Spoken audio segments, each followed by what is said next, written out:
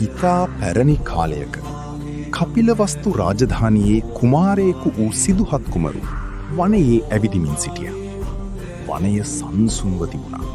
කුරුල්ලෝ කී ගයමින් සුළඟත් මන්දින් හමමින්. එවිට අහසින් පියාසර කරමින් සිටි සුන්දර සුදු හංසයෙක් හදිසියේම අහසින් බිමට වැටුණා. එයාගේ පියාපතට ඊයක් වැදී තිබුණා. හංසයා වේදනාවෙන් කෑගසමින් තුවාල වී තිබුණා. සිදුහත් කුමරු වහාම එතනට දිව ගියා.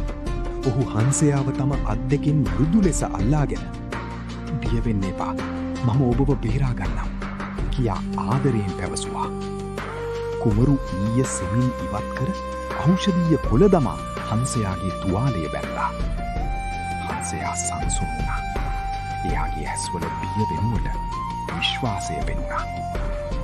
එවිට තවත් කුමාරයෙකු දේවදත්ත එතනට පැමිණ "ඒ හංසයා මගේයි, මම තමයි ඊට ඊය විදින්නේ" කියා කෝපයෙන් පැවසුවා.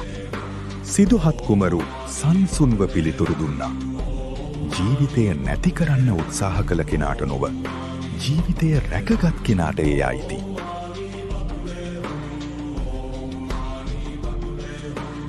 මෙම ගැටලුව රජු ඉදිරියට ගෙන ගියා. රජු දෙපාර්ශවයේම කතා අසා අවසානයේ මෙසේ ප්‍රකාශ කළා: කරුණාවෙන් ජීවිතයක් රැකගත් කෙනාගේ අතටම එය අයිති විය යුතුයි.